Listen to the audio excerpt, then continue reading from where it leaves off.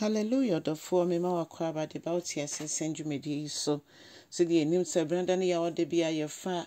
Mmebusɛm emu no ena ye wo Mmebusɛm eti eduasa ba akona ye guso ye no ne chichemu nkron ai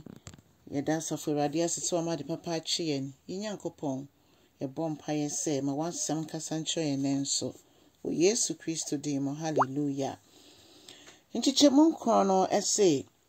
Biwanoma atentene na afei o kasama omo nibie omo a ehia womo kasama omo odofo se de anim se safutuo yi efi lemwell na maame nchen na eba ne nchen se oye ohene meni won so ye ahemu hene no ne mma na enne onyame asam kasa kire yen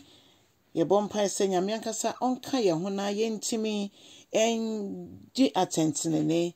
yenhwe obetibia ansa na yakase o mewo metumi aboa no nemom se wo akwanya ne se wutumi boa obia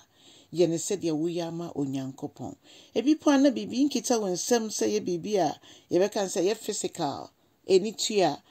nanso wompaebo wafutuo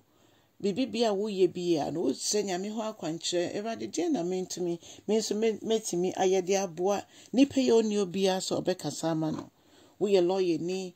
wo ye teacher ni wo ye soldier ni police ni wo ye dwuma mu pani bebia te bia de we de bia nyankopon ama ho kwan se kopie bia no onyame de we si ho wo bibi ho nti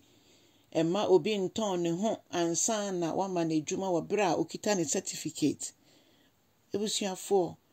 onyankopon ne waka wana asem bia no yanye ne saa ibebu ho akonta onyame mo ye ne ye ntimi emma ne ye bibia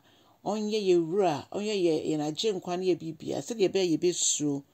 bone na afi omo ni bie ukite bia bible mayati asese fadom nipa no wabra wonji bibi fufuro bia emfentuaka enne ensem bi oho se obi ma o lunch abibie ni ho se ye beka se ye free lunch so yo jidi ni de man mparo unyamfa Yesu Kristo nso a ene sabre ni ebra obetimi de ho ama no fa no se we rad no kra genkwa na man nsesa wabra bon fema o amade bia no nyame de wesi no wetimi anam so e de aboa afoforo